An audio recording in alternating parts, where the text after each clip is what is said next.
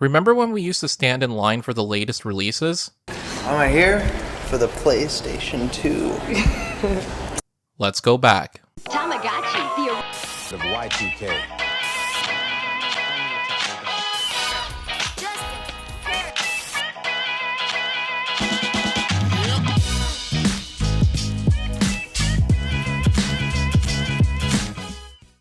October 2001, I'm sitting in the back of my parents' minivan with my Aqua Game Boy Color, complete with a matching worm light, as I try my best to level up my Charmander on Pokemon Yellow. We're on the long drive to Burlington, Ontario to visit my grandparents for Thanksgiving dinner. My dad says, maybe they'll have one of those PlayStations in stock here. We'll go see on the way home. This is a point in my life where everything to do with video games for me is the Nintendo. I never had a PlayStation 1. In fact, I only ever played on a PlayStation once at my neighbor's house. I didn't even know the hype that was behind it at the time. My dad wanted to get one because it was touted as the entertainment system of the future. He wanted to watch DVDs on it. On the way home, we stopped at EB Games, and they didn't have any. Coffee that. Across the road at Walmart, there were two left behind a glass case. It was this blue box with PS2 written on the front of it, and it looked like the future. The employee came over and unlocked the case, pulled it out, but left the case open. "You're gonna need a game for this thing," he said. "Did you have any in mind?" He was talking to me and I had no idea what games were even on the PlayStation 2. "I don't know," I said. He reached into the case and pulled out Red Faction and explained why it was so good and a great starting game for the PlayStation 2. My dad and I agreed and we got it. My life changed that day and I had no idea. Oblivious that this single moment in my life was going to make me a gamer for the next 20 plus years. After getting home and setting up, we tried a DVD on it and then I popped in Red Faction. I began walking through the tunnels on Mars and was instantly hooked. It was like playing GoldenEye on Nintendo 64, but there was crosshairs, so aiming had to be more precise. And look at those graphics. I mean, they look like real people. That game quickly became my go-to when friends were over. It had a multiplayer mode where you could battle each other with crazy weapons in an almost sandbox-like environment. Shooting a rocket launcher over and over again to create tunnels and finding secrets behind walls. It was an experience like no other. But that wasn't the experience for many others when it came to the PlayStation 2. I may have been a little bit out of the loop to know how much hype there was behind the PlayStation 2, so let's go back just a little bit further and see where the highest selling video game console of all time began. There are waiting lists and tickets just to stand in line and get a chance to buy PlayStation 2. That is PlayStation 2, the hottest game to hit the market. There had been a lot of hype behind the PlayStation 2 after it was first revealed in 1999. With the turn of the millennium, many people were thinking about the future. Many companies were making promises and under-delivering on their so-called revolutionary technology. Sony was making some of the biggest promises. Their new system was being dubbed the future of home entertainment. It wasn't just going to be the fastest gaming console on the market, but the graphics were going to be remarkable, and you could play CDs and DVDs on this bad boy. The fact that you can actually render something like Toy Story on the PlayStation in real time is just, awesome. It also promised future upgrades with space in the back for broadband hookup, and it would allow you to play on the internet with friends with full text messaging and voice chat. They said this was a way to connect with your friends, but in reality it became a way for 12-year-olds to tell you how they slept with your mother. Sony even went as far as hiring David Lynch to do some of their commercials, and you got exactly what you'd expect from a David Lynch-directed PlayStation commercial.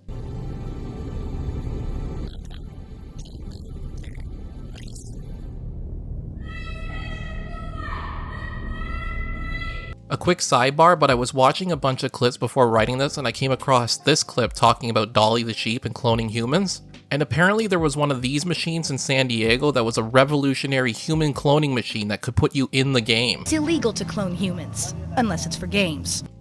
Look at the size of that head. Perfection. Sorry, let's get back on track. The midnight release of the PlayStation 2 had electronic stores all across America lined with gamers hoping to get their hands on the future of entertainment. Many camped out in line for over 24 hours. But don't worry, if you got tired, there were these jugglers there to entertain you. Or you could take a page out of this little one's book and just down a Pepsi. Many of the clips I watched from local news stations used this as an opportunity to make fun of people in line. With that being said, f them. What I see is something we're missing today. A group of like-minded people coming together over their favorite hobby. Everyone talking to everyone. It didn't matter your race, your religion, or your political beliefs. The most controversial topic discussed was which game was better. I remember the local midnight releases of big game titles, and there was a sense of excitement in the air. A joy that is rare these days, with most games being ordered online and delivered to your door. And I'm not saying that's a bad thing, it's convenient. I'm just saying this may have been the closest we've ever come to world peace. Everyone and their family bought a PlayStation 2, even non-gamers. Also, check out this guy buying a PS2 with a kitten on his shoulder. I one day hope to reach this pinnacle of cool, but I probably never will. Unfortunately, when the doors opened for the PlayStation 2, it essentially shut the door on Sega making any more consoles. The PS2 blew the Dreamcast out of the water as everything Sony had promised was fulfilled. They didn't know it at the time, but it became one of the most important dates in gaming history. Now that I've spoken a bit about the PlayStation's impact on pop culture, I wanted to get a bit more into the games I played and the memories I have with them. You may notice some big titles missing from this part of the discussion, and that's because I never played them at the time or at all. For example, you won't see games like Shadow of the Colossus, Metal Gear 3 Snake Eater, Katamari Damacy, or the ultimate classic PlayStation 2 game, Mary-Kate and Ashley Sweet 16 Licensed to Drive, because I never played them. You'll also notice games like the God of War series, Destroy All Humans, or Kingdom Hearts missing because I didn't play those until later in my life, and it wasn't on a PlayStation 2. So again, don't come at me in the comments for omitting one of your favorite games. It isn't because I dislike it, it's just because I don't have any memories of them, and that's what this video is all about. With that being said, I've separated these games into 3 sections, and what better way to start with the smaller, weirder games that I played. I'm calling this section the rentals. Because these games I never owned, but most likely rented from Gone Hollywood Video down the street from me that's no more. Let's get into it. I'm going to start with one of the weirder ones on this list and talk about American Chopper the video game. American Chopper was a reality television series set at Orange County Choppers in New York. It was run by Paul Tuttle and his son Paul Tuttle Jr. The show was basically half building cool custom motorcycles and the other half the two Pauls fighting each other. And you better know the drama was present in the game as well. I was a fan of the show growing up, so obviously I was going to check out the game. Luckily for me, I rented it and didn't buy it because it was not what I expected. I was hoping for a full motorcycle customization sim, but what I got was 95% driving around on a motorcycle. The reason this game sticks out in my mind still is because it was one of the first times I realized that a game could be bad. I mean, the show was about customizing a motorcycle. How do you miss the mark on that one? Now, Playboy The Mansion is the kind of game I was hoping to get out of American Choppers. Don't laugh, let me explain. Did I rent this game originally for other expectations? Maybe. However, what I found was a fun sim that American Chopper could have been. In the Playboy game, you ran all aspects of the magazine. Each month you had to put out a new issue, hire writers, choose articles, and hire models. It was all from a top-down view like a Sims game. I haven't revisited the game in a while, so it may not have aged well, but at the time it was a lot of fun. It scratched a video game itch I didn't know I had. It was the first game of its kind that I've ever played. Now it's my go-to chill genre with games like Farming Simulator, Power Wash Simulator, or recently Arcade Paradise. You ever have one of those days that start out normal and end up with bullets flying? 50 Cent Bulletproof is a game I only vaguely remember playing. However, I've never forgotten this game because at the time I thought it was wild that a musician could star in their own video game. Plus, this was also around the time I was discovering my own tastes in music, and at the time, 50 Cent's Get Rich or Die Tryin' was my first rap album and my introduction to the genre. From what I remember, it was a third-person shooter where you played as 50. Wow, I really outed myself as being white during this conversation. Looking at the clips right now, I've gotta say, what an odd choice of a game. Speaking of violence, Blitz The League was a football game in which you could not only injure your opponents, but you'd even get zoom-ins of bones breaking and muscles tearing. But don't worry, nothing a little mystery syringe on the sideline can't cure. I remember there was a tackle in which you ripped off your opponent's helmet and hit them over the head with it. And you could make suplex-like tackles. Did I knock the wind out of you? Huh? Talk to me! Speaking of suplexes, I was a big wrestling fan growing up. I would watch WWE and TNA. TNA was the underdog show that was trying to compete with WWE. They had some incredible wrestlers doing things I'd never seen before. I had been to many live shows and even a taping at the Impact Zone in Orlando. So when it was announced they were getting a game, it felt like a revolution. Here was the smaller wrestling company getting their own game.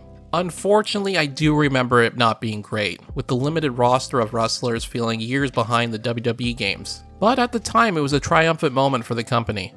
Fate handed me amazing powers. Spider-Man 2 was mind-blowing at the time. That feeling of swinging through New York City in the newer games was first present in this game. We rented this game so many times we might as well have bought it. The more I think about it, also may have been the first game I ever completed. Before that, I'd never really paid attention to progression in video games. Other than the swinging mechanics, the coolest part about it was they had the voices of Tobey Maguire, Alfred Molina, Kirsten Dunst, and J.K. Simmons all in there. This game is one of my biggest I wonder what it feels like to play today curiosities. We made it to the final game in the rental section of this video, and it was a game that only seems to have grown more popular with age, and I'm talking about the Simpsons Hit Run. The Simpsons had a mix of either really good games or really bad games, and Hit Run is the top tier Simpson game. It was essentially Grand Theft Auto Simpsons Edition. You could drive around the open world Springfield that was filled with references and characters from the show. For some reason, my biggest memory of this game is lying in bed sick and playing it. I guess when my dad rented it for me, I must have been ill because I also distinctly remember my friend who lived next door at the time coming over to play. He was sitting on the floor playing and I was laying watching in bed, and then I fell asleep. What an odd thing to remember. The brain is weird. Now that I've spoken a bit about the weirder sort of one-off games I remember playing, this next section will be the quickest since it only has 3 games in it. This section I'm calling the yearlies. This section is about the game series that I would get nearly every year, either for Christmas or my birthday, and then eventually getting them for myself with whatever money I'd saved up. The first one on this list is going to be quick, but I had to mention it so I don't get my Canadian citizenship revoked, and that's EA NHL series. I didn't think I would have much to say about this game, but I actually do have a nice memory associated with it. I remember at the time my grandma going through cancer treatment. We had one of those hospital beds set up in the room. Sometimes I would go in there and play games on the television just to keep my grandma company, even though she would generally fall asleep. This one particular time I was playing NHL in there, I was trying to do some sort of record in goals, so I was on the easiest setting. Every time I would score a goal, my grandma would sing, "Happy days are here again." And I must have scored about 50 goals in that game, and each time she would sing that song. What is that saying from Moneyball? How can you not be romantic about baseball? Well, how can you not be romantic about video games? Next up is another EA Sports game with the Madden franchise. Now when it came to NHL, I may have missed a year or two here and there, but with Madden I had the newest one every year. I may be Canadian, but football is my favorite sport. My entire family were and still are football fanatics, and since I was little I liked the Miami Dolphins. I don't know why, but even as young as 4, my parents said I was a fan of Flipper, so I would call them the Miami Flippers. The Madden games are what really got me into football with the literal X's and O's. I went from knowing a few players on the team to knowing all of them, including the backups, from putting so many hours into this game. Playing online was something special. It was like a game of chess, and honestly, I don't think I'll ever be as good at a game as I was at Madden in those teenage years. You're probably wondering, was I that good playing as the Dolphins? Hell no. Do you know how bad the Dolphins have been throughout my lifetime? I'm pretty certain I played as the Chargers most of the time for LaDainian Tomlinson and Antonio Gates. This was also the game I would get the most angry at, but I'm proud to say I never threw a controller or anything wild like that. Those things cost a lot of money. The final series I need to mention before getting into the favorites are the WWE games. Like I mentioned earlier, I was a big wrestling fan growing up. These games are also how I got my gamer tag that I still use to this day with Equalizer. Unfortunately, now everyone just thinks that the name is based off the Denzel films. However, I chose the name because Triple H back in the day used to pull out his sledgehammer from under the ring, and one of the announcers would always say, "And there is the great Equalizer." These games were a lot of fun to play, but even more fun with a friend. I remember being disappointed that I couldn't play online because you needed broadband, but we still had dial-up. Once we made the switch to broadband, I bought an Ethernet cord that had to be 100 feet long that ran from the kitchen down the hallway and into my bedroom. When SmackDown vs. Raw came out, they used to announce the roster on their website, something like 7 wrestlers at a time each week, and I would hop on there every Monday to see who was going to be in the next game. Okay, if you made it this far through my ramblings about video games, thanks for sticking around. It's time for the last section with 2 games and 2 game series that I'm going to call the favorites. Not to be mistaken with the sequel for the Emma Stone film. These are the games I have the strongest memories of playing on the PlayStation 2, and you guessed it, they're my favorites. I'm not putting these in any particular ranking, so let's start off with my first Call of Duty game, Call of Duty 3.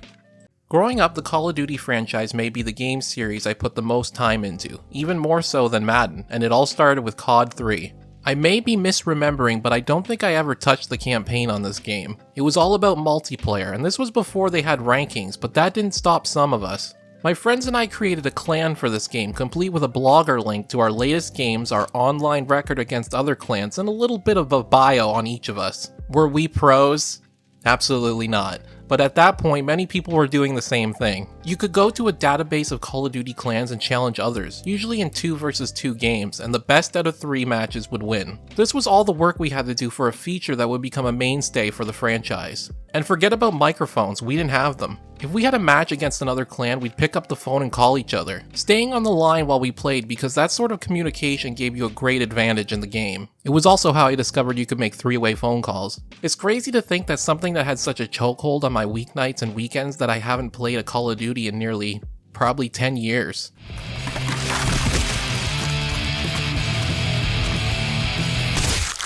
Tony Hawk, what a game series. And it had such a huge effect on my personality as a whole. Let me explain. Tony Hawk 3 was the first game I ever played in the franchise. It was a game you didn't even need to be into skateboarding to love because the arcade-style gameplay was addictive. Hitting a grind, landing a 900, it was like a massage for your brain. This is also the first game series I ever played online with Tony Hawk's Underground 1 and 2, which featured the guys from Jackass. I'm not sure why, but it was cool, alright? Back then I had to screw a little black box onto the back of the PlayStation 2 and hook it up to the phone line because it was a game that would connect through dial-up internet. Just make sure no one in the house picks up the phone while you're landing a sweet kickflip transfer as Chad Muska in Manhattan. Now the reason I say this game influenced my personality as a kid is because of two reasons. I got really big into skateboarding. I read all the magazines, had my own skateboard with custom trucks and wheels, and I was pretty good. I could nearly land an ollie.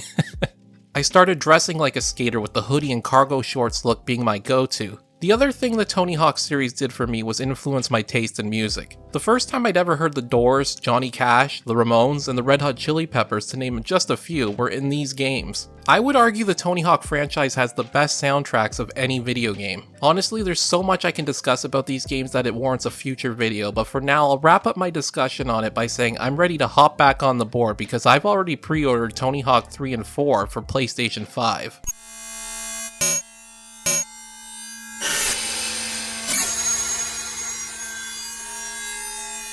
It's time to talk about the PlayStation 2 giants, Grand Theft Auto 3, Vice City, and San Andreas before we get to the final game. This is a bit overwhelming. I'm sitting here trying to figure out how I talk about 3 Grand Theft Auto games and my memories of them in just a few paragraphs. These games were so big that they were talking points in the news regarding their content. And it's still in the pop culture zeitgeist today, with Grand Theft Auto 6 being one of the most anticipated games in a long time, possibly coming out this year. I'll believe it when I see it. Remember earlier when I said I had only played on a PlayStation 1 once at my neighbor's house? Well, this is the game he showed me. Well, not exactly this game. I'm talking about the top-down Grand Theft Auto that was on PlayStation 1. Talk about a glow-up between that game and Grand Theft Auto 3. GTA 3 blew my mind and many others' minds at the time it came out. It had so many different games wrapped into one. You want a shooter? You got it. Racing game? No problem. Sleep with a hooker? Run her over and get your money back? I mean, yeah, you can do that, but you should probably book an appointment with a psychiatrist soon after. Grand Theft Auto 3 for me and my friends was a sandbox game. We never really did the missions, we just drove around the city to see what kind of destruction we could do, or cool car stunts we could pull off. There was a bridge that went to the other side of the map, and for the longest time we tried getting over that blocked off bridge.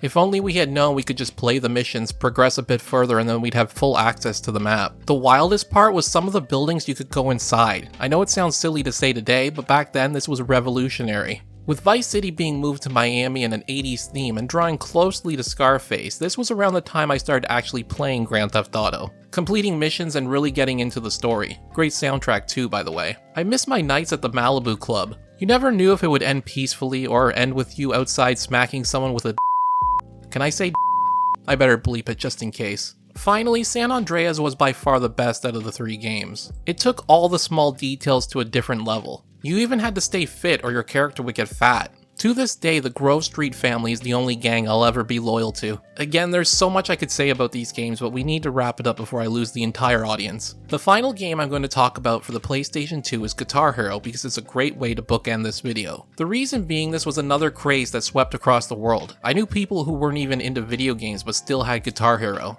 And the reason this is a fitting bookend to the video is because once again, living in a small town, it was hard to get a hold of this game. You not only needed to purchase the game, but the sweet guitar that came with it in order to play. And once again, when visiting my grandparents in Burlington, we stopped off at EB Games this time and they had some in stock. For those of you who lived under a rock, Guitar Hero was a rhythm game in which you had to hit notes on a screen with your plastic guitar. It was addictive. It also featured so many great songs, and later maybe every song in existence could be played on this game.